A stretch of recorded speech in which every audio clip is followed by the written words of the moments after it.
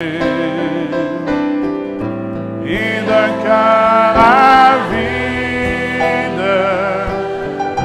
de vraie liberté. Oh, merci Seigneur. Oui, j'ai suivi ce guide dans mes vérités.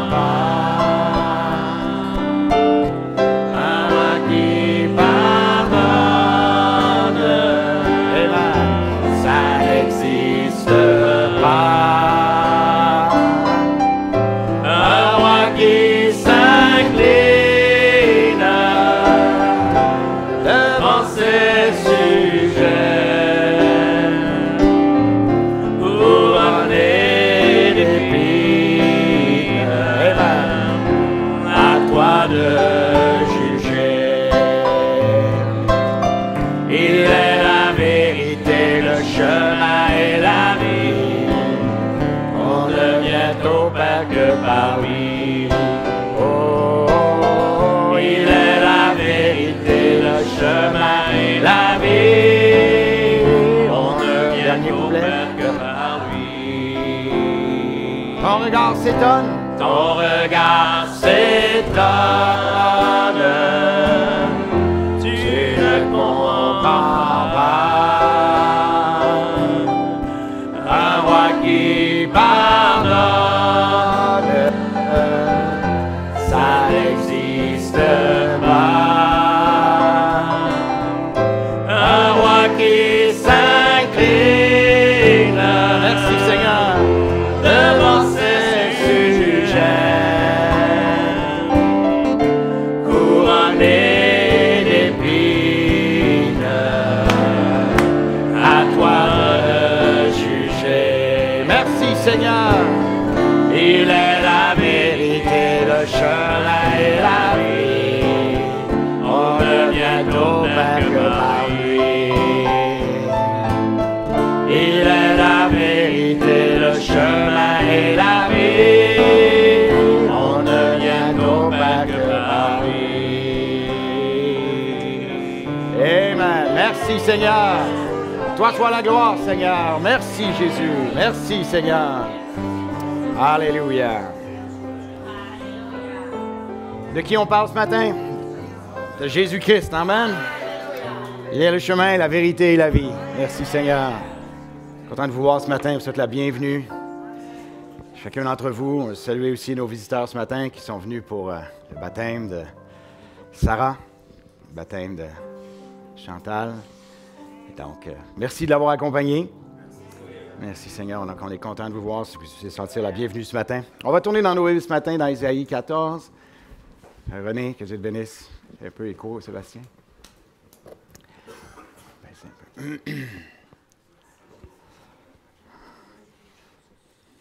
Ce matin, peut-être qu'on aura une réunion un peu différente, mais on va suivre un cours d'histoire ce matin. Un cours d'histoire. Mais pas un cours d'histoire sur ce qui s'est passé sur la terre, mais un cours d'histoire sur ce qui s'est passé au ciel. Merci Seigneur. Est-ce que j'ai le projecteur? Ésaïe 14, le verset 12. Amen. Commençons, on va seulement lire le verset 12 parce qu'on va étudier quelques versets autour de ce chapitre d'Ésaïe 14, mais on va lire, pendant que vous êtes debout, seulement le verset 12. Tout le monde est heureux ce matin? Amen. Merci Seigneur. Amen. Comment es-tu tombé du ciel, astre brillant? Dans la version Osterval, on met Lucifer entre parenthèses, puisque c'est de lui qu'on parle. Son nom en français, c'est Astre brillant. Fils de l'aurore. Et donc, fils de l'aurore, c'est fils du lever du soleil. Comment as-tu été abattu à terre, toi qui foulais les nations? Courbons nos têtes, on va prier ensemble. Seigneur Jésus, merci pour ta présence ce matin. C'est Dieu riche en miséricorde. Tu aimes, Seigneur, descendre dans la louange de tes enfants. Est-ce que tu désires, Seigneur, toucher nos vies? Merci pour cette rencontre ce soir. Merci pour ce matin. Merci pour tous ceux qui sont venus. Que tu aies la prééminence au milieu de nous. Que toi seul puisses être glorifié, Seigneur. Qu'on puisse saisir ce matin à travers cette histoire ton plan. Le plan que tu as pour nous, Seigneur. Révèle-toi ce matin d'une façon particulière. Prends tout esprit sous ton contrôle, Seigneur, car on te prie dans le nom de Jésus. Amen. Amen. Vous pouvez vous asseoir. Mon titre ce matin, c'est « La chute de Lucifer ». La chute de Lucifer. Et puis, pas tellement que j'aime parler de Lucifer. J'aime beaucoup plus parler de Jésus-Christ. Mais dans la vie, tout est un contraste. Et beaucoup de gens, le Québécois moyen, souvent, se déclarent athées et Dieu n'existe pas. C'est un peu étrange, c'est que Dieu n'existe pas jusqu'à temps que ça aille mal, puis là, c'est de la faute de Dieu. Donc, ça devient la faute de celui qui n'existe pas. Mais, on pourrait dire même que il y a un autre problème, c'est que les gens ne savent pas que Lucifer existe. Et donc, ce matin, on va décrire un peu sa chute, les implications de sa chute, les implications pour nous. En fait, si Lucifer n'avait pas fait ce qu'il a fait, on ne serait pas assis dans cette formule-là ce matin, à devoir enseigner pour faire comprendre quelque chose aux gens parce qu'il y a un enjeu spirituel qui échappe aux gens. Et donc, c'est de cet enjeu spirituel qu'on va parler ce matin. Mais avant d'aller plus loin, on va devoir comprendre qui est Lucifer. Dans la Bible française, il est traduit « astre brillant ». Et donc, dans l'hébreu, c'est le mot « Hélel » qui est, astre brillant, et il est un porteur de lumière.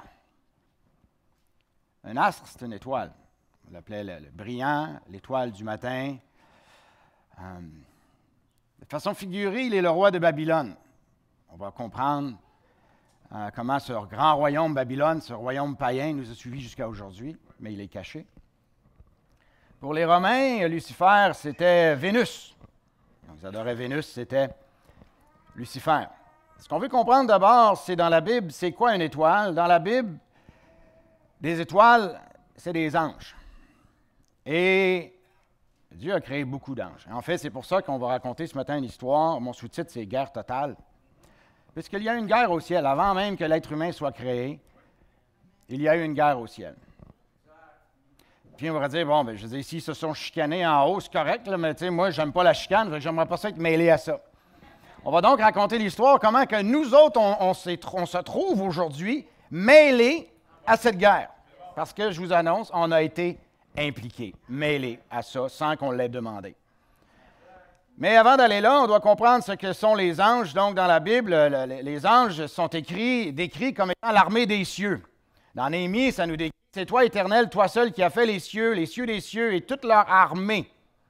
La terre et tout ce qui est sur elle, les mers et tout ce qu'elle renferme. Tu donnes la vie à toutes choses et l'armée des cieux se prosterne devant toi. Donc, l'armée des cieux, dans la Bible, souvent la Bible parle au sens composé, c'est-à-dire parle d'un arbre, souvent c'est associé à une personne. Et donc, il y a des symboles comme ça. Une fois qu'on apprend les symboles, on est capable de lire la Bible. Mais quand on ne connaît pas la signification des symboles, des fois, la lecture de la Bible peut apparaître compliquée, mais les symboles sont simples. Et donc, l'armée des dieux a créé les cieux, la terre, la mer. Il a créé une armée des cieux qui, d'abord, c'est tout ce ciel qu'on voit à la campagne. À la ville, on ne peut pas tellement le voir, mais à la campagne, le soir, un ciel dégagé, on regarde, on voit une abondance d'étoiles. Et ça, c'est l'armée des cieux. Bon, ce sont des véritables étoiles, mais elles typifient aussi l'armée des cieux, c'est que les étoiles typifient les anges. Et donc, Dieu a créé des millions d'anges. Le livre d'Apocalypse nous en parle. Mais la Bible nous parle donc que c'est l'armée des cieux, et on voit donc que l'armée des cieux se prosternait devant Dieu. Donc, Dieu, la première chose qu'il a fait, c'est qu'il a créé des anges. Et dans les anges, il y avait une hiérarchie. Ce pas tous les anges qui sont égaux. C'est comme une armée. La Bible dit que c'est une armée. Dans une armée, il y a des officiers, des généraux. Et puis, il se trouve que Lucifer était le plus grand des anges. Le plus puissant, le plus beau, le plus parfait, le plus intelligent. C'est ce que la Bible va nous décrire, qu'on va lire dans quelques minutes. Même quand les anges sont apparus au berger pour qu'ils aillent voir la naissance de Jésus, des anges sont apparus dans le ciel. On connaît ça, à Noël, souvent c'est le thème que les églises vont parler. Ah, les bergers, les anges sont apparus. Bon, mais justement, quand on raconte ça, la Bible nous dit, et soudain se joignit à l'ange une multitude de l'armée céleste. Donc, un ange est apparu pour annoncer aux bergers qu'un sauveur était né. Mais se joint tout d'un coup l'armée céleste. Ça veut dire quoi? Une multitude d'anges se sont joints à cet ange messager, parce qu'un ange veut aussi dire messager. Donc, les anges portent des messages. Mais on va étudier ce matin qu'il y a deux catégories d'anges aujourd'hui. Il y a deux camps. Et ça doit vraiment être bien compris. Et donc, gloire à Dieu dans les lieux très hauts et paix sur la terre parmi les hommes qu'il a agréés. Et lorsque les anges les eurent quittés, donc on est parti avec un ange, une multitude de l'armée céleste les joint. On se ramasse donc avec plusieurs anges. Donc, c'est clair que dans la Bible, l'armée des cieux, qui sont les étoiles, sont des anges. Voilà pourquoi que Lucifer, on l'appelle un astre. C'est une étoile. On l'appelle l'étoile du matin. Pourquoi? Parce qu'il est un ange. Dans même le livre d'Apocalypse, on peut voir leur nom ici. À la fin, on voit que je regardais et j'ai entendu la voix de beaucoup d'anges autour du trône, des êtres vivants, des vieillards. Et leur nom était des myriades de myriades. Donc, myriades, c'est 10 000. Donc, 10 000 fois 10 000, tu es rendu à 100 millions. Plus des milliers de milliers. On multiplie ça. Il y a des centaines de millions d'anges. Revenons à Lucifer, parce qu'Ézéchiel 28 nous décrit Lucifer dans un sens composé, parce que c'est comme si la complainte s'adresse au roi de Tyr, mais en fait, c'est Lucifer qu'on est en train de décrire ici. Ainsi parle le Seigneur l'Éternel, tu mettais le sceau à la perfection. Tu étais plein de sagesse. Le mot sagesse ici, en hébreu, c'est intelligence, habileté. En fait, il surpassait tous les anges en beauté, en perfection, en intelligence. Voilà pourquoi il a pu prendre la position qu'il a prise, qu'on va découvrir au fil de notre histoire. Tu étais plein de sagesse, parfait en beauté. Tout ce que Lucifer touche devient magnifique. Ça saute aux yeux. C'est juste « wow ». Souvent, quand les gens parlent de Satan, c'est comme « ah, c'est dégueu, c'est épeurant », et c'est justement ça le problème. C'est que les gens s'attendent à quelque chose de tellement horripilant, tellement dérangeant, qu'ils ont manqué que Lucifer, c'est la beauté, c'est la musique, c'est la perfection, c'est l'intelligence profonde qui surpasse. S'il surpassait en intelligence tous les anges, imaginez si l'être humain peut rivaliser aujourd'hui avec Lucifer. L'être humain, même le chrétien, en lui-même ne peut même pas rivaliser aujourd'hui avec Lucifer. Sans Jésus-Christ, il ne peut pas le faire. Il va t'en passer une, puis tu ne sauras même pas par où ça a rentré, puis par où c'est sorti. Tu étais en Éden, le jardin de Dieu. Tu étais couvert de toute espèce de pierres précieuses, de sardoine, de topaze, de diamant, de chrysolite, d'onyx, de jaspe. Aujourd'hui, ça, on appelle ça du bling-bling. Tout ce qui brille, tout ce qui pète aux yeux. Puis quand on voit comment que Jésus, lui, est venu sur la terre, c'est pour ça qu'il a déjoué tout le système, parce qu'il est né dans une étable, on l'attendait dans un grand palais, on l'attendait dans le grand temple de Jérusalem, puis il a bypassé ça parce que Dieu se cache et se révèle dans la simplicité. Dieu peut se révéler à toi sur un bout de papier qui est écrit « Jésus t'aime ». Puis il aura bypassé toutes les grandes cathédrales de ce monde pour te révéler à toi dans la simplicité. Mais Lucifer fait toujours en grand. Préparé pour le jour où tu fus créé. Tu étais un chérubin protecteur aux ailes déployées. Je t'avais placé, c'est Dieu qui parle. Je t'avais placé et tu étais sur la sainte montagne de Dieu. Tu marchais au milieu des pierres étincelantes. Alors, la question qu'on va se poser, mais c'est pourquoi est-il tombé?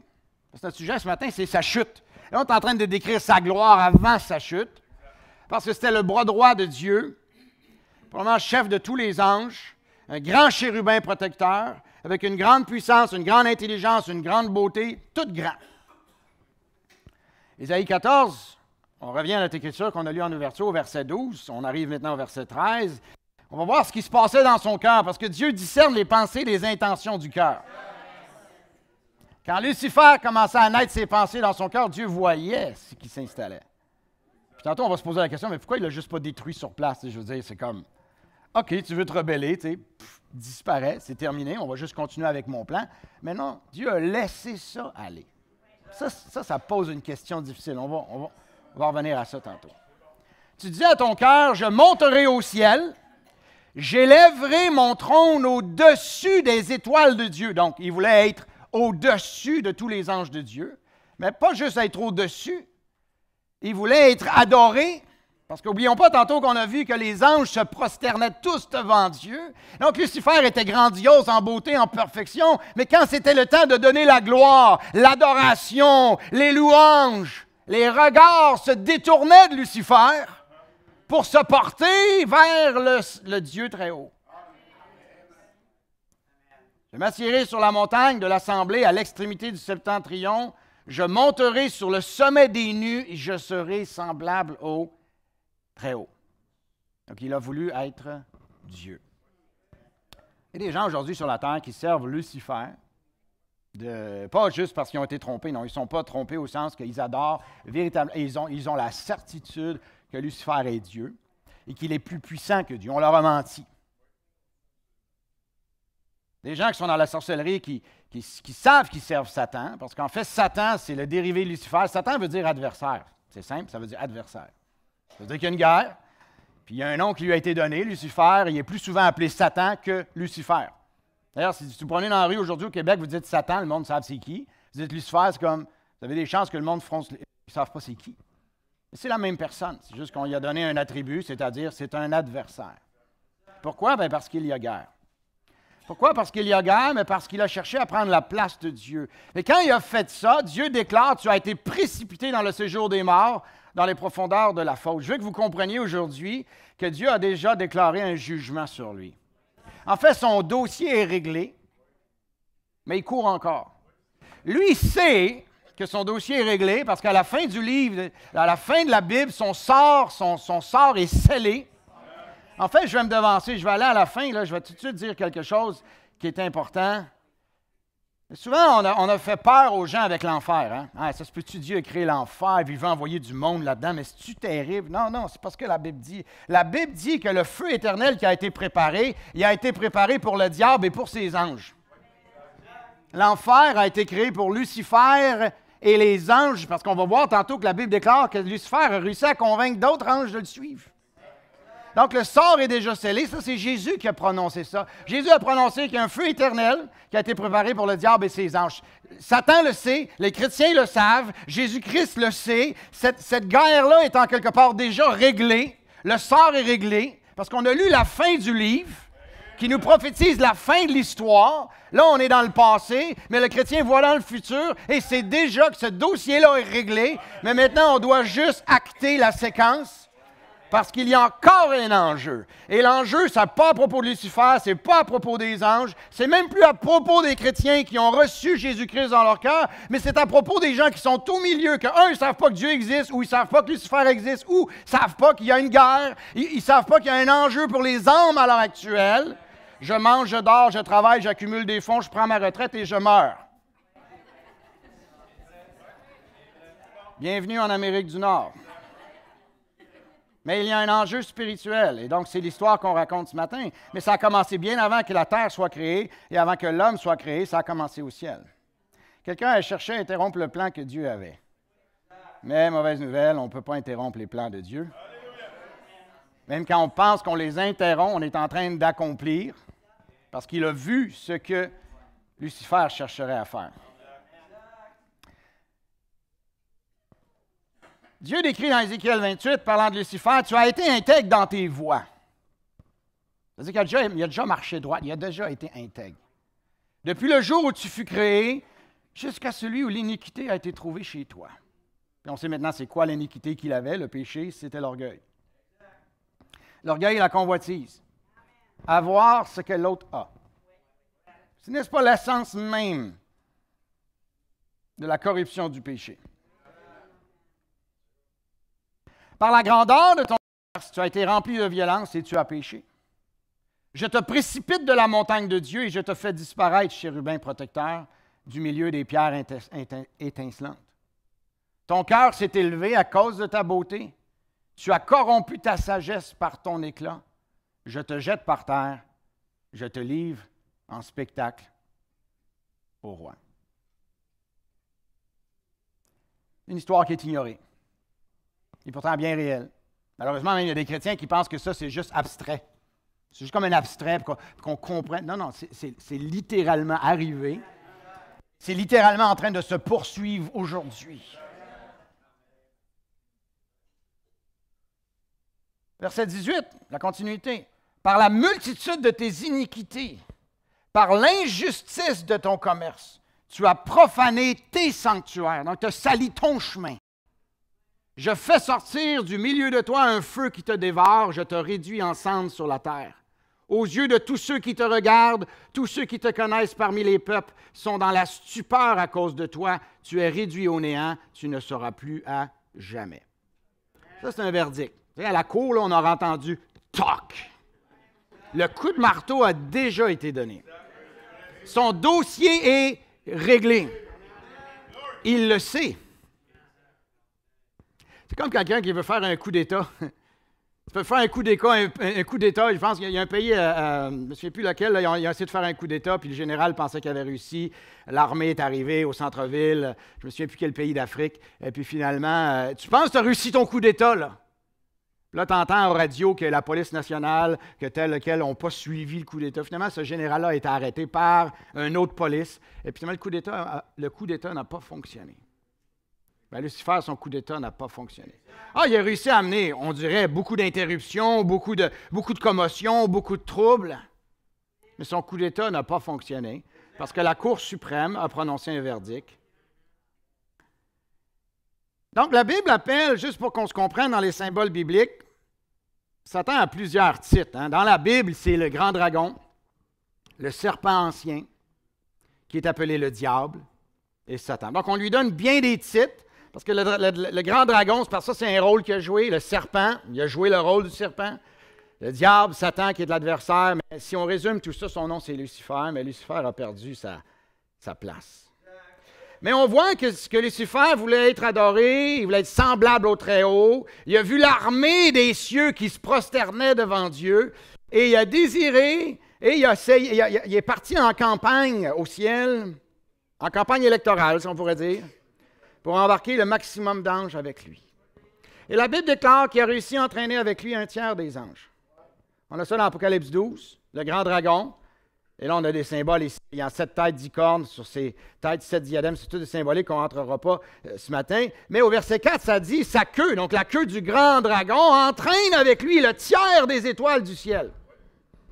Donc, on sait maintenant que les étoiles du ciel, ce sont des anges. Il en entraîne un tiers. Donc, s'il y a des centaines de millions d'anges que Dieu a créés, eh bien, c'est donc dire que Satan, aujourd'hui, Lucifer, a à sa disposition quelques centaines de millions d'anges qui ont servi sa cause. Et là, on va se devancer un peu, mais le verset continue. Il dit que le dragon se tint devant la femme qui allait enfanter afin de dévorer son enfant lorsqu'elle aurait enfanté. Et on va voir que tantôt, cet enfant-là qui doit naître, c'est l'enfant Jésus, qui doit venir interrompre de façon, dans la chair, Dieu est devenu chair, dans un corps appelé Jésus, et il a cherché à dévorer cet enfant-là à sa sortie. Parce qu'il y avait un enjeu avec cet enfant-là. Cet enfant-là pouvait mettre fin au putsch de façon définitive, et il a tout fait pour l'arrêter. Comme il fait tout pour arrêter n'importe quel enfant de Dieu, qui veut naître de nouveau pour entrer, revenir et rentrer en Jésus-Christ. Parce qu'il y a une guerre à l'heure actuelle pour les âmes. Et donc, visiblement, il a promis quelque chose aux anges.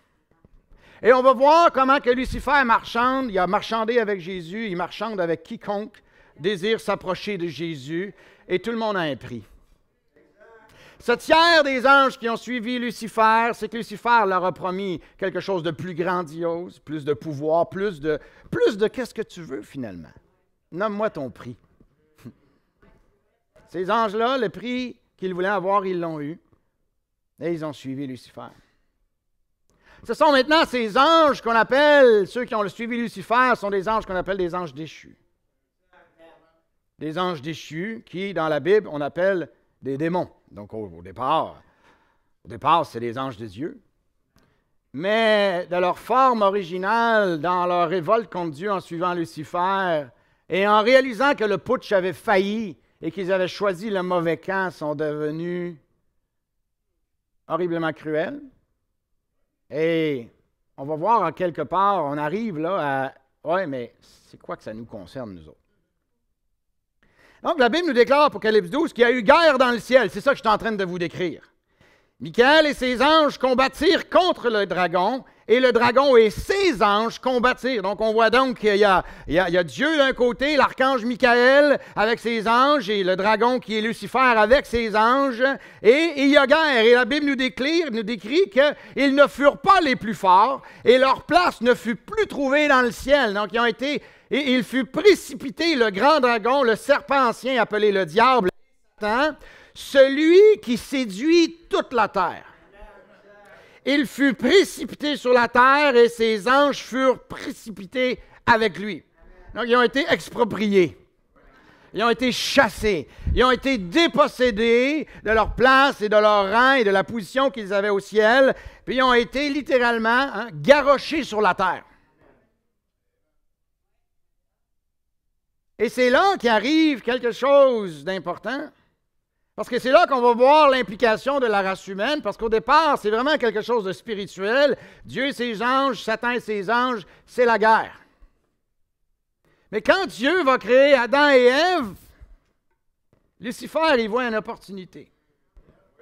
Il voit une opportunité d'entraîner, encore une fois, tout ce que Dieu fait, il désire le détourner pour que ça vienne à lui. Dieu crée la terre, je le veux. Dieu crée Adam et Ève, je les veux. Et donc la guerre se poursuit. D'ailleurs, la Bible nous dit que Lucifer, ça nous déclare au verset 13 que tu étais en Éden, le jardin de Dieu. Donc quand Dieu crée la terre, Dieu crée un jardin parfait, il place les animaux, toute la nature. Et ensuite, il crée Adam, et d'Adam, il forme Ève, et on file le parfait bonheur. Ça va merveilleusement bien. Et là, on pourrait se poser la question, oui, mais là, c'est là que ça accroche. Parce que si tu es Dieu, je veux dire, tu élimines Lucifer, tu veux continuer avec ton plan, puis tu ne veux pas d'interruption, tu l'élimines. Mais il y a un aspect qu'on manque. C'est que comme les anges ont dû faire un choix, l'être humain doit faire un choix. Puis, c'est dur de faire un choix quand tu n'as pas le choix. Si le Seigneur dit, veux-tu me suivre? Veux-tu me suivre? Tu veux que je fasse quoi d'autre? Dieu a permis que cela arrive. Pour que les anges qui sont restés ont choisi de rester. Et ce qu'on doit comprendre, c'est que chaque être humain et que chaque même ange sont fondés ce qu'on appelle sur le libre arbitre. Le libre arbitre, c'est la décision que l'on prend. Qui veux-tu servir? En qui tu veux croire? Il a donc laissé la course de Lucifer se poursuivre. Mais dans le jardin d'Éden, quand il a créé Adam et Ève, il les a avertis. Il a dit là, faites attention. Parce qu'il y a 2 arbres dans le jardin. Bon, 2 arbres. Dans la Bible, les arbres, c'est des personnes. C'est donc dire qu'il y a un arbre de vie. Dieu les a avertis, il les a créés. Puis là, il les avertit. Il les avertit comment? En leur donnant sa parole. Y a-t-il quoi de plus fort que la parole de Dieu? Quand Dieu dit quelque chose, c'est béton. Ça ne peut pas faillir. Il est le chemin, la vérité et la vie. Dans le jardin d'Éden, il a averti Adam et Ève. Maintenant, prenez garde. Dans le jardin, il y a 2 arbres. Il y a l'arbre de la vie. Si on dit l'arbre de la vie et qu'un arbre est une personne, nommez-moi une personne qui est la vie, c'est Jésus-Christ. On l'a chanté tantôt. Mais il y a un autre arbre, et cet arbre s'appelle la connaissance du bien et du mal, qui est en quelque part l'arbre de la science. Mais ça, c'est aussi un arbre. Et Dieu les avertit, mange de l'arbre de vie. Manger l'arbre de vie, ça veut dire, comme ce matin, vous entendez la parole de Dieu, vous mangez la parole de Dieu. Jésus a dit, je suis le pain de vie. À moins que vous mangiez mon corps et vous buviez mon sang. Là, il y a bien du monde qui n'ont pas compris quand Jésus a dit ça. Il y a 70 disciples qui sont partis manger son corps, boire son sang. On n'est pas des vampires, on n'est pas des cannibales. Là. Non, non. C'était symbolique, c'était spirituel. Donc, dans le spirituel, ce qu'on écoute, ce qu'on lit, c'est de la nourriture. Ah, il y a de la mauvaise nourriture, il y a de la bonne nourriture. Dans le jardin d'Éden, il y avait de la bonne nourriture, puis il y avait un arbre de connaissance du bien et du mal. Mais Adam et Ève, Dieu les avertit, leur dit, il va vous venir une autre proposition. Faites juste l'ignorer. Il ne peut pas vous faire de mal. Il n'a pas le pouvoir de vous faire quoi que ce soit, à moins que vous ouvrez la porte. Voilà pourquoi Satan doit mentir. Voilà pourquoi il doit faire miroiter qu'il est la lumière. Voilà pourquoi il doit se mettre dans un angle où les gens vont s'ouvrir et manger de ce qu'il a à offrir. Et voilà pourquoi le serpent s'est présenté dans le jardin d'Éden. La Bible nous dit que le serpent, voilà pourquoi même le nom de Satan, c'est le serpent ancien. La Bible nous dit que le serpent n'était pas sous la forme que l'on voit aujourd'hui, ce reptile rampant. La Bible nous déclare qu'il marchait sur deux pieds, qu'il parlait. Malheureusement, il y a trop de gens qui disent « Ah, mais c'est juste symbolique ». Ce n'est pas symbolique. Ça s'est produit pour le vrai. En fait, la Bible nous dit que le serpent était le plus rusé de tous les animaux des champs. Le plus rusé veut dire qu'il possède l'intelligence, qui connaît le mystère de la vie. Et donc, comme Lucifer était le plus intelligent des anges, il a abordé ou accédé à l'animal le plus rusé et le plus intelligent. Le serpent dans la forme que l'on voit aujourd'hui, ça c'est le serpent qui a été jugé, parce qu'après le péché, Dieu a jugé le serpent. Il lui a dit, tu vas ramper sur ton ventre pour le restant, tu vas manger la poussière. Ça devient ta nouvelle forme. Et ça, c'est un mystère. Mais Dieu leur avait dit, vous ne mangerez pas de tous les arbres du jardin. Mais le serpent lui a dit, verset 2, Dieu a-t-il réellement dit? Là, ça commence. C'est là que l'être humain va commencer à être impliqué dans cette guerre parce qu'elle va se transporter sur la terre. Est-ce que Dieu a vraiment dit ça? Tu penses-tu que la Bible est vraiment vraie? Non, mais tu ne penses pas qu'à force de traduire puis les années que ce verset-là est vraiment vrai? Non, mais je veux dire, cette game-là, elle continue aujourd'hui encore. C'est comme pas fini, ça. On peut-tu vraiment faire confiance? Ça a été traduit, ça a peut-être été changé. C'est comme ça qu'il a commencé dans le jardin d'Éden. Est-ce que Dieu a vraiment dit ça? Même beaucoup de cercles théologiques, c'est ça la question qu'on pose en théologie. Dieu a-t-il réellement dit? Puis on remet tout en question. Malheureusement, combien d'écoles de théologie démolissent la Bible plutôt que de renforcer la foi? Beaucoup de gens ils perdent la foi, malheureusement, parce qu'on questionne tout. Ah, des fouilles archéologiques, ah oui, ceci, ah cela. C'est la tactique de Lucifer. S'il peut remettre en question ce que Dieu a dit, il peut rentrer. Donc la femme répond au serpent, oui, on mange du fruit des arbres du jardin, mais quant au fruit de l'arbre qui est au milieu du jardin, Dieu a dit, vous n'en mangerez pas, vous n'y toucherez pas, de peur que vous mourrez. Et là, le serpent devient un peu plus frontal, puis on sait que c'est Lucifer qui parle à travers lui, parce que les mauvais esprits peuvent rentrer dans les animaux. Vous ne mourrez pas. Mais Dieu sait que le jour où vous en mangerez, vos yeux s'ouvriront et vous serez comme des dieux. Voilà la promesse qui a été faite. Il lui a proposé quelque chose. Et le fruit qu'il a proposé, on n'ira pas là-dedans ce matin parce que c'est un sujet qui prend une réunion. Et beaucoup de gens pensent que c'est une pomme, un abricot. Mais ça, c'est un mystère. C'est un mystère que la majorité du monde chrétien a perdu aujourd'hui. Mais je vais vous demander quelle sorte de fruit qu'on peut manger, parce que la Bible déclare que quand ils ont mangé le fruit, ils ont réalisé qu'ils étaient nus. Donc, ils ont mangé de ce fruit que le serpent a proposé, Et c'était tellement grave. Et là, de dire que c'est une pomme, ça rend la chose tellement ridicule. C'est comme si Dieu te regarde et dit, si tu manges la pomme, je te punis. Ah, il a mangé la pomme. Bon, je l'ai puni. C'est devenu une pomme pour ne pas dire réellement c'était quoi. Mais c'était tellement grave que ça allait amener une rupture. Il y avait juste 2 êtres humains sur la terre quand ça s'est passé. Mais ça allait amener une rupture dans l'humanité qui était c'était tellement sérieux que Dieu les avait mis en garde. Si vous faites ça, il y a une rupture qui est tellement forte que vous n'avez plus accès à la vie. Si vous laissez ça rentrer, l'humanité n'est plus avec la vie éternelle, mais elle devient corrompue par le péché, oui, mais par quelque chose d'encore plus direct que ça. C'était tellement grave que Dieu les avait avertis en avance. Ne prenez pas cela. Finalement, ils l'ont fait. Et depuis ce jour, Dieu a voulu restaurer cette erreur. Parce qu'Adam et Ève sont ramassés en rupture, ils ont été chassés du jardin, ils ne pouvaient plus communier avec Dieu à cause de ce geste, de la nature, de qu'est-ce que ça allait apporter à la race humaine et la corruption que ça allait apporter à la race humaine, comment ce péché allait se transférer de génération en génération jusqu'à aujourd'hui en 2024. Et c'est là qu'on devient concerné, parce qu'on le veuille ou qu'on ne le veuille pas, nous sommes tous fils ou filles d'Adam et Ève. Nous suivons cette chaîne qui vivons avec cette rupture de Dieu.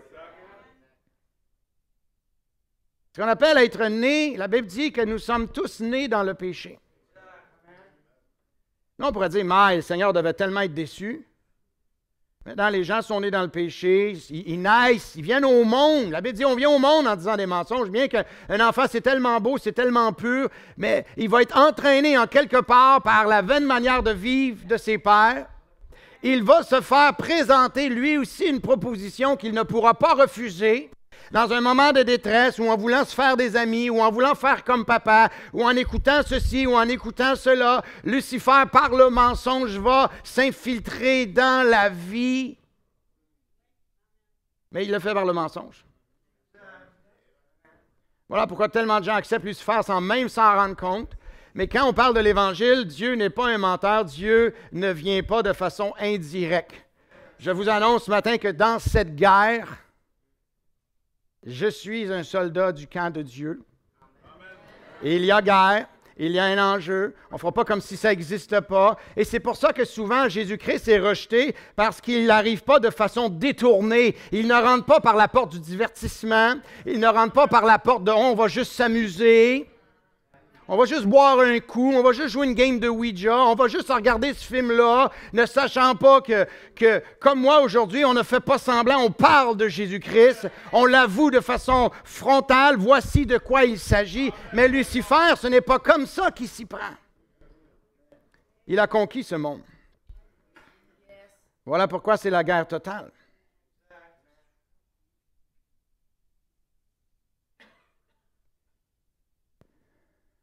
Dès le Jardin d'Éden, Dieu avait annoncé que la femme écraserait la tête du serpent, mais que le serpent lui mordrait le talon, annonçant que par la femme, d'abord par Ève, la chute est venue, mais que par une autre femme, la rédemption viendrait. Dès lors que la chose est arrivée, Dieu avait déjà donné un coup de marteau. Toc! OK, il y a une rupture ici. Je vais pourvoir un moyen, on va fermer la boucle. On va fermer la boucle. Alors Lucifer surveillait. À chaque fois qu'il naissait un homme un peu spécial, un prophète, quelque chose, il surveillait. C'est-tu lui, là?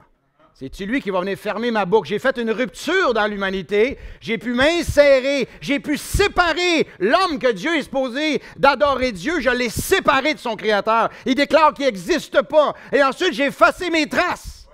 Voilà pourquoi un des livres les plus démolis de la Bible, c'est la Genèse. On questionne tout, on démolit tout. Pourquoi? Parce que n'importe qui a commis un crime cherche à effacer ses traces en sortant. Si les gens ne saisissent pas ce qui s'est passé dans le Jardin d'Éden, il manque ce qui se passe maintenant. Mais si tu as l'intention de répéter le même crime, tu dois... Imagine si tu as volé une banque, mais tu as l'intention d'en voler d'autres. Ça se peut-tu qu'en sortant, tu ne vas pas montrer comment tu l'as fait, puis tu vas effacer tes traces, puis tu vas mettre des indices ailleurs, parce que tu as d'autres banques en vue. Et quand Lucifer a fait sauter la banque dans le jardin d'Éden, il a effacé ses traces. Et la théologie a démoli le livre de la Genèse pour en faire un truc abstrait et de perdre la clé de ce qui s'est passé en Éden. Amen. Mais dès lors, Dieu avait annoncé, même dans le livre de la Genèse, qu'il allait venir quelqu'un pour fermer la boucle. Parce que maintenant, la mort était rentrée dans l'humanité. Adam et Ève devaient vivre éternellement. Vous savez ça? Adam et Ève, quand Dieu les a créés, ils devaient vivre éternellement. Il n'y a pas question lors de funérailles, de mort, de ça. Mais Adam est mort, Ève est mort, Noé est mort, les grands prophètes sont morts. Ils sont tous morts. Pourquoi? Parce qu'on est tous liés à ce péché-là. La mort vient toujours nous réclamer parce que la mort est rentrée dans l'humanité et jusqu'à ce jour, la mort règne dans l'humanité.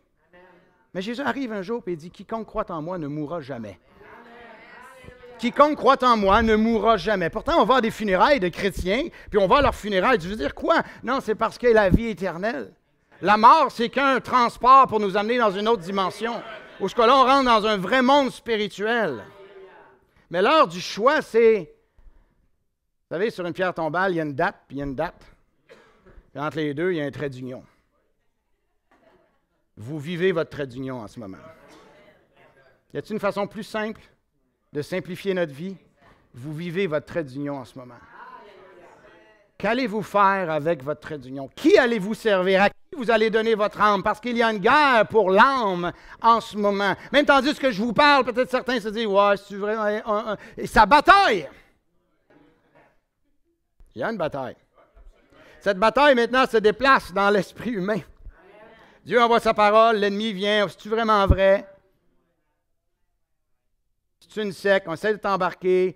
C'est-tu ci? C'est-tu ça? Et là, la guerre qui était au ciel s'est déplacée ici.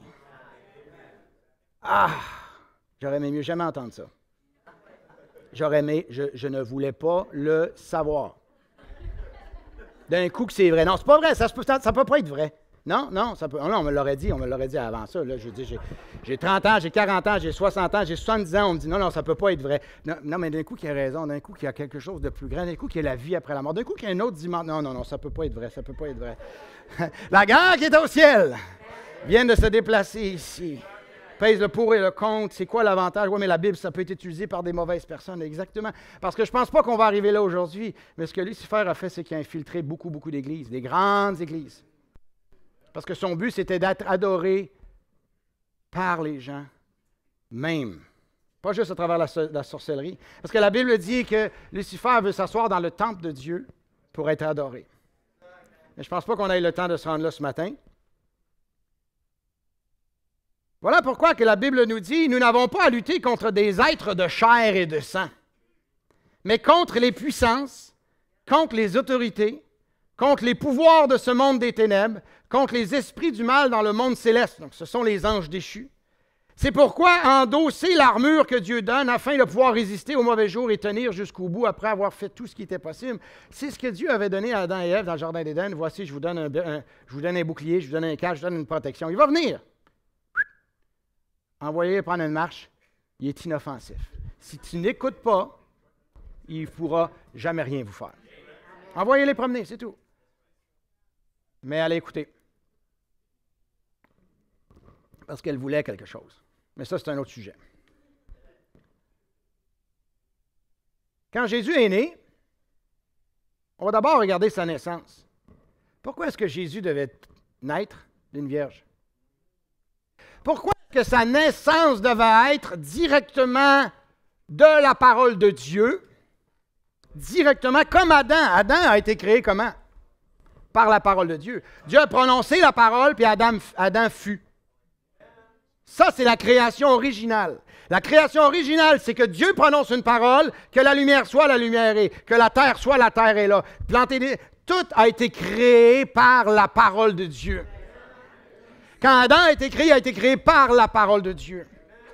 Mais voilà qu'après, il y a eu une chaîne où Adam et Ève se reproduit dans la chaîne du péché et Dieu avait le désir de recommencer la création. Voilà pourquoi l'ange Gabriel, il y avait eu une prophétie dans Ésaïe. Ésaïe, le prophète, l'avait vu d'avance. Il avait dit, une vierge enfantera. Pourquoi est-ce que... Et puis, ça a l'air d'une contradiction. Je dis, une vierge ne peut pas enfanter. Je dis, ça n'existe pas. Même Ésaïe, j'imagine, quand il l'a prononcé, il dit, c'est quoi je viens de dire? Parce que les prophètes, Dieu descend sur eux. Ils prononcent des choses qu'eux-mêmes ne comprennent pas. Ils prononcent des choses qu'ils n'ont pas le pouvoir de faire arriver. Et ils l'écrivent. C'est comme ça que la Bible a été écrite. La Bible déclare que des hommes poussés par le Saint-Esprit ont nommé des choses, prophétisé des choses qu'eux-mêmes ne comprenaient pas, mais ils l'ont écrit parce que Dieu leur avait dit, écris-le. Ainsi parle l'Éternel, une vierge enfantera. Il a dit, bon, je mets ça par écrit, là. Je vais passer pour un fou, mais je sais mieux que de questionner Dieu, fait que je l'écris. Il l'a écrit. Et cette parole-là, elle avait été prononcée. La parole parlée, c'est la semence originale. C'est ce qui a créé le monde, qui crée chaque être humain.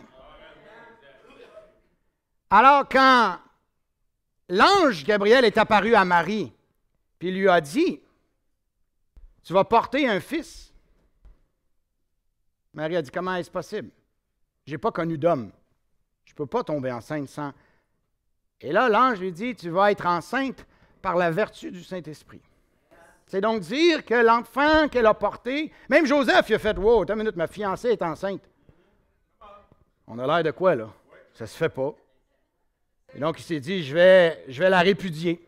Parce que Joseph était un homme droit, il s'est dit, non, écoute, elle est enceinte, là. C'est quoi? Moi, je pensais que Marie, c'était une bonne fille. C'est quoi? Elle a été violée par un soldat romain, c'est quoi qui est arrivé? Fait que la Bible dit secrètement, il a voulu rompre avec elle, parce qu'il dit, écoute, lui-même ne croyait pas à ça. Et l'ange lui est apparu à lui aussi pour lui dire, ne crains pas de prendre Marie comme épouse, parce que l'enfant qu'elle a vient du Saint-Esprit. Hey, c'était tout un geste de foi quand il a dit, OK, ben, je vais aller avec le mariage quand même.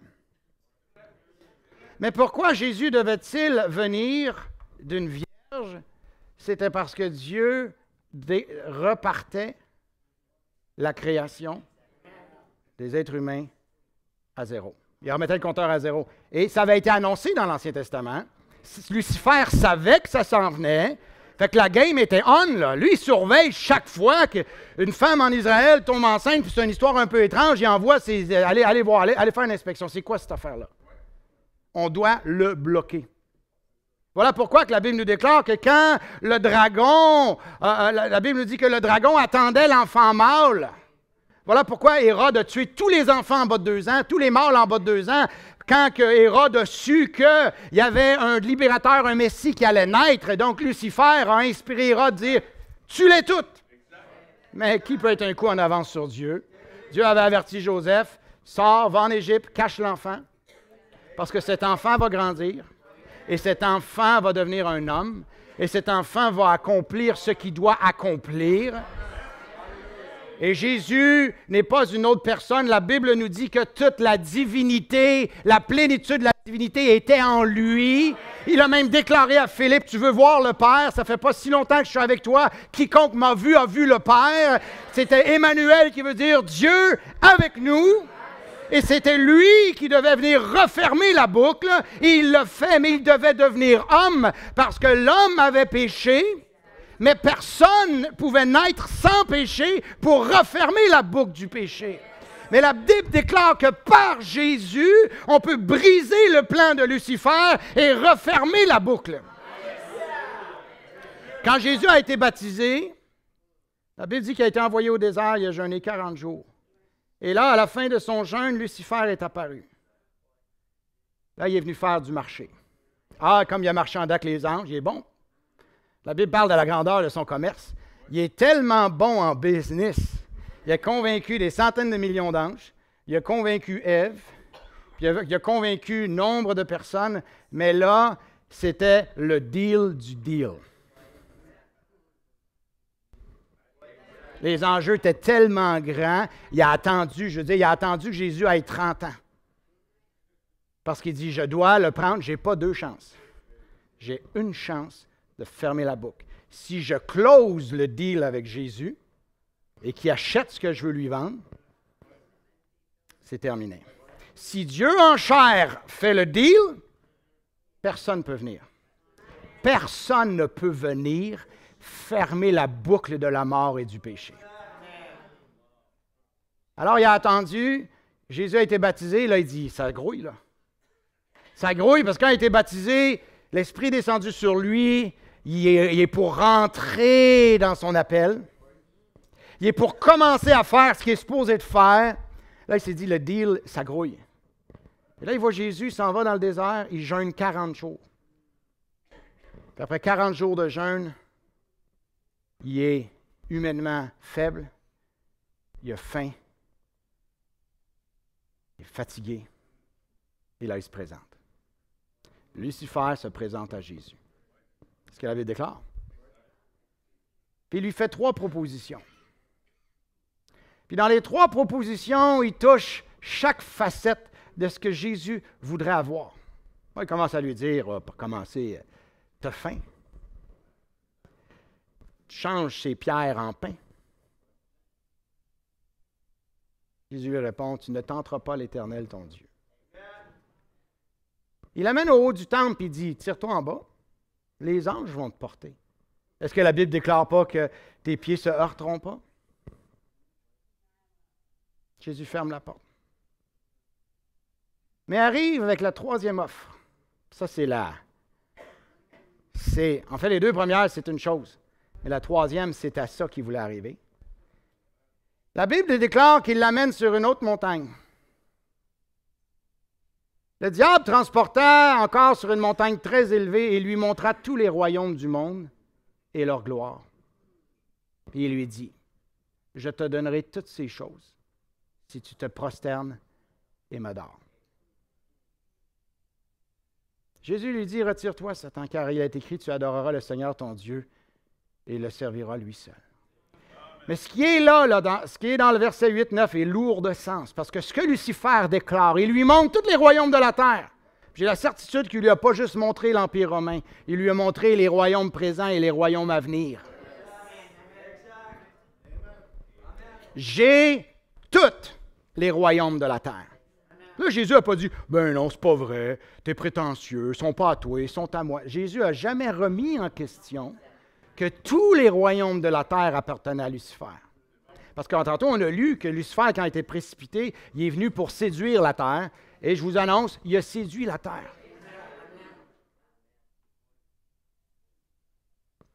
Il a séduit les grandes religions, il a séduit les grands gouvernements, il a séduit même souvent les gens les mieux intentionnés. Sans Jésus-Christ, sans l'arbre de vie,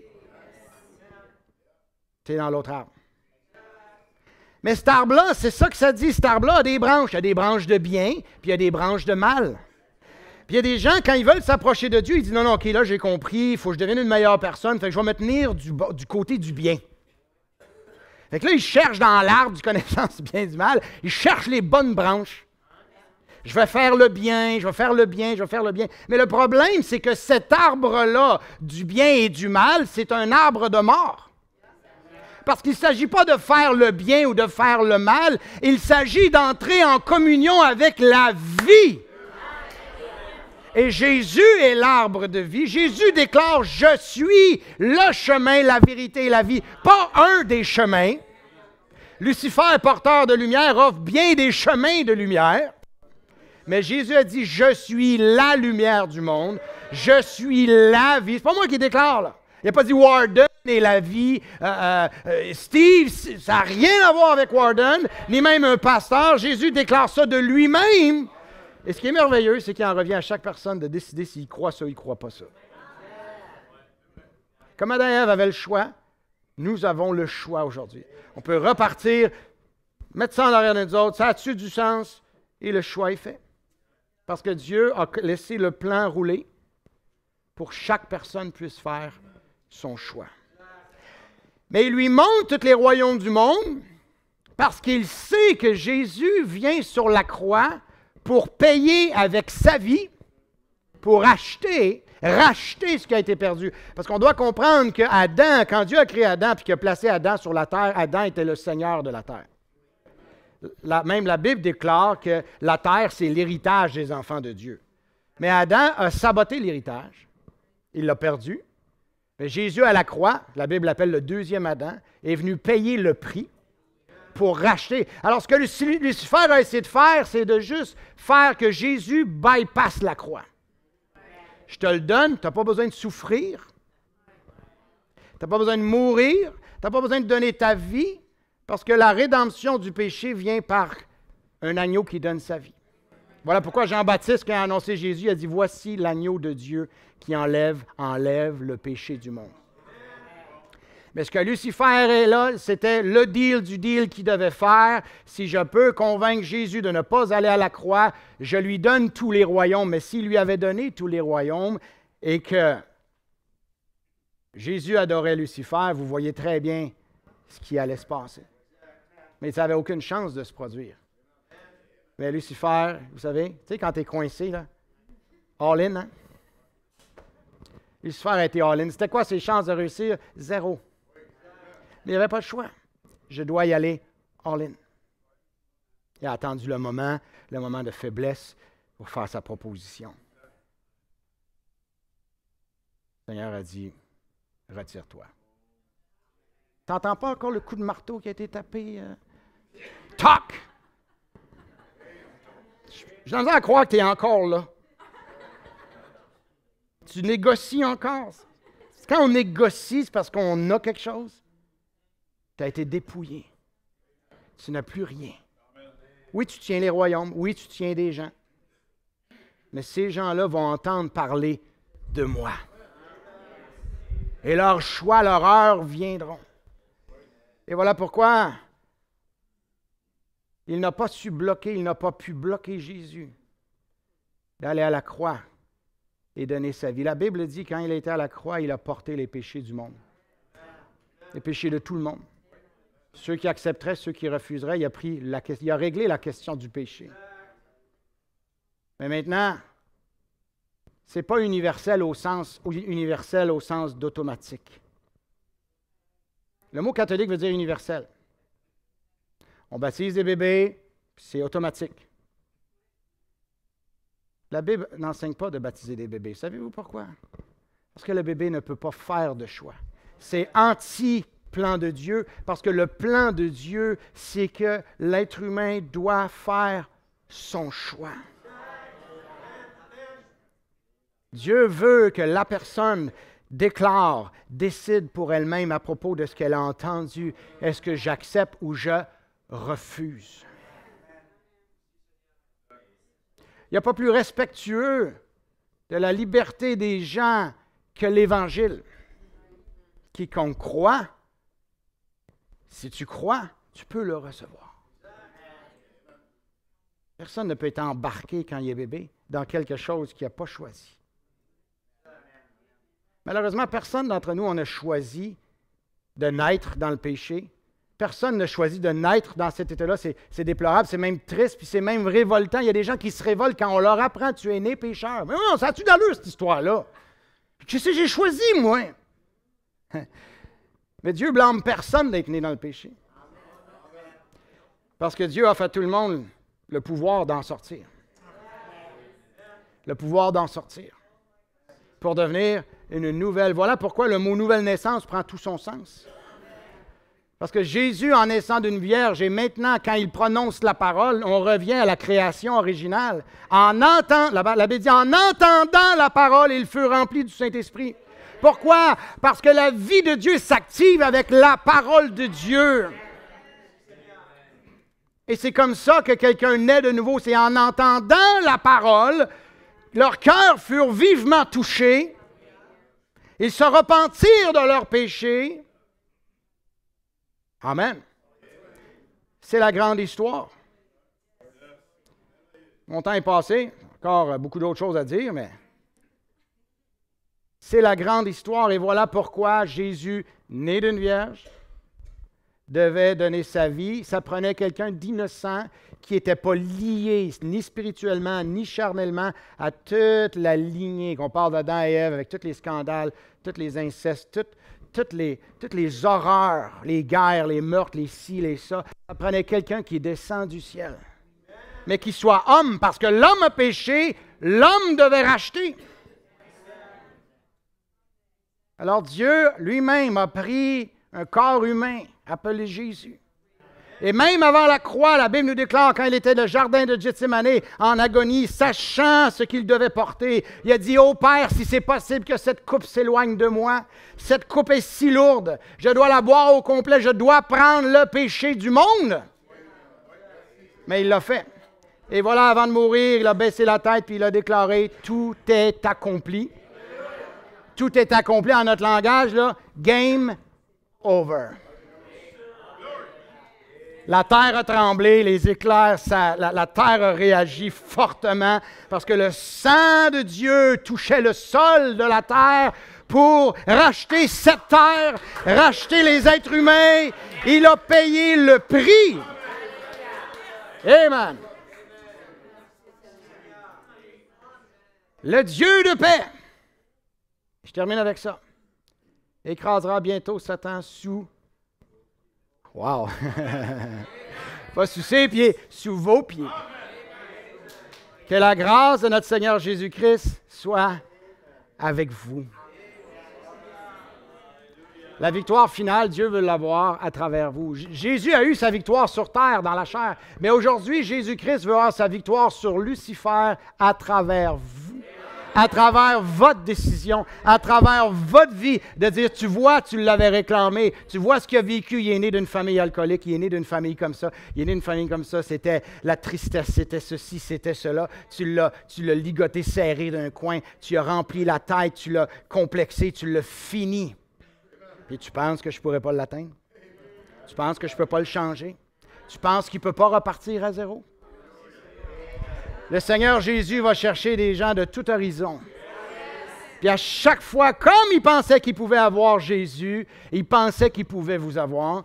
Puis là, ce matin même, vous entendez peut-être des gens entendre pour la première fois. C'est-à-dire, y a-tu de quoi qu'on peut faire avec moi? Parce que ce qui peut être semé pour finaliser le tout, c'est le désespoir. Je m'en sortirai jamais. Je ne pourrai jamais être libre. Je ne pourrai jamais être changé. J'ai tout essayé. J'ai essayé de suivre la lumière. Ce n'était pas une lumière. Parce que la Bible déclare qu'il se déguise en ange de lumière. Amen. Alléluia. Courbons nos têtes. Les musiciens peuvent s'avancer.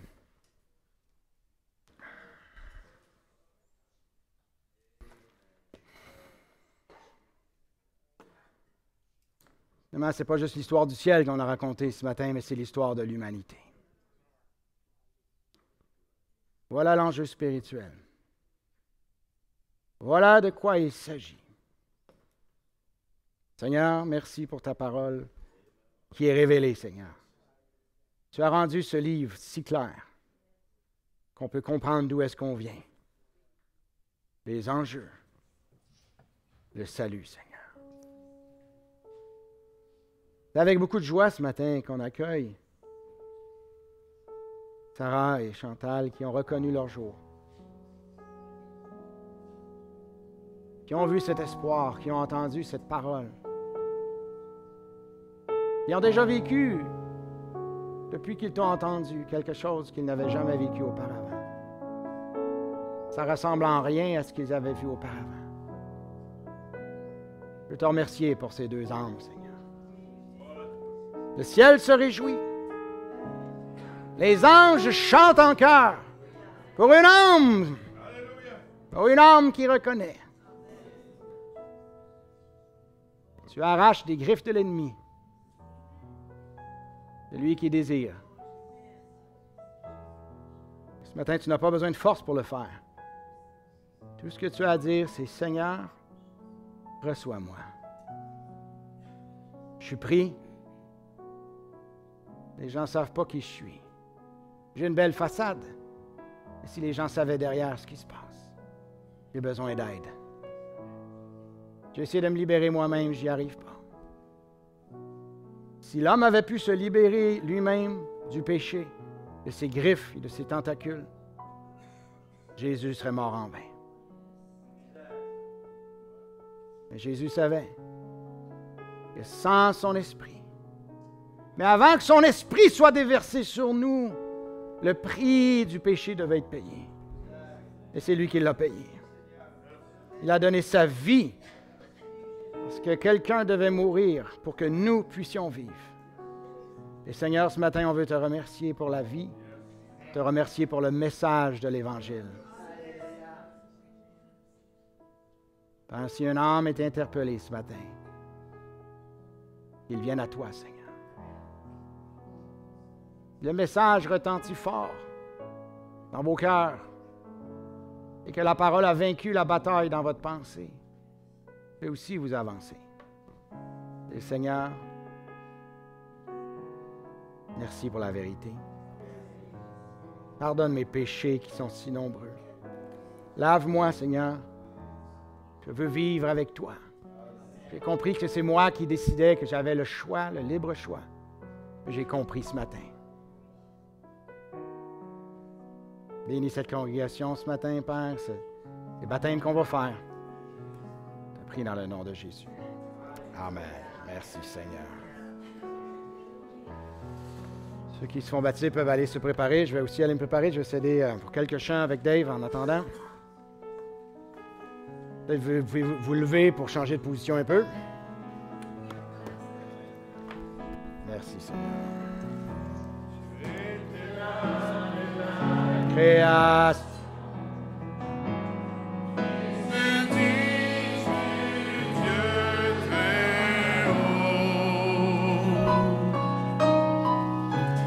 Mystère de ta gloire révélée, en toi Christ notre Seigneur.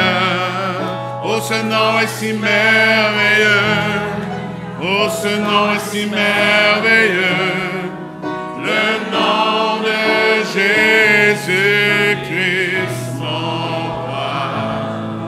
Oh, ce nom est si merveilleux, sa bonté est sans pareil.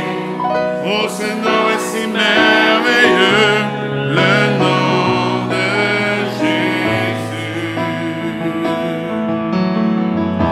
Tu n'as pas voulu laisser. Oh, merci pour ton plan, Seigneur. Alors, Jésus, tu es venu. Oh, ton amour a vaincu mon péché. Et rien ne peut. Oh, gloire à toi, Jésus. Oh, ce nom est si glorieux. Oh, ce nom est si glorieux. Le nom de Jésus-Christ, mon roi. Oh, ce nom est si glorieux. Sa beauté est sans pareil. Oh, ce nom est si glorieux, le nom de Jésus. La terre a tremblé, le voile s'est déchiré, désarmant la mort et le péché. Oh oui, les cieux chantent ta gloire, l'écho de ta victoire, car tu es le roi ressuscité. Oh yes! Oh, tu es sans rival, oh, tu es sans égal, oh Dieu, tu triomphes à tout jamais. Oh, c'est vrai, merci Seigneur.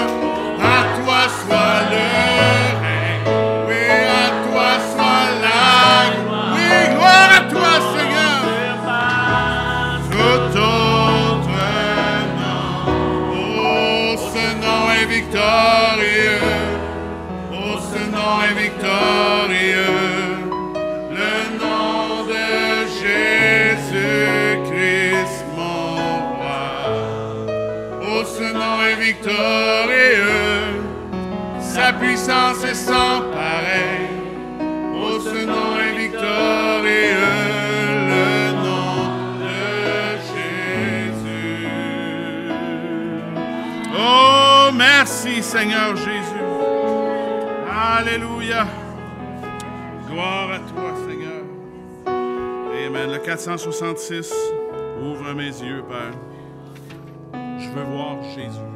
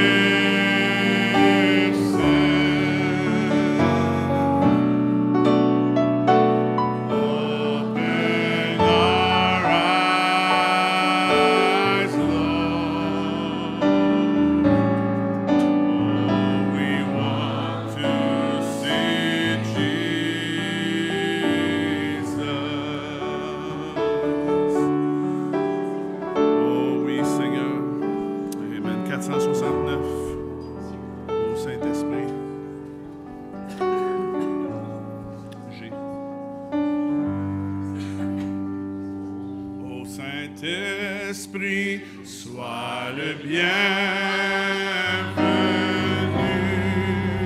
en moi.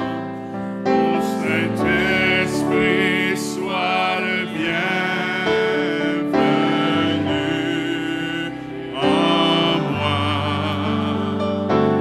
Père fidèle, Seigneur tout-puissant, sois le bienvenu en ce lieu. Holy Spirit, thou art welcome in this place. Holy Spirit, thou art welcome in this place. Omnipotent Father of mercy and grace, thou art welcome in this place. Ô Saint-Esprit, sois le bienvenu en moi. Ô Saint-Esprit, sois le bienvenu en moi. Ô Père fidèle, Seigneur tout-puissant, sois le bienvenu en ce lieu. Amen. Oui, sois bienvenu, Seigneur. Amen. 581, Bavard, F, en français.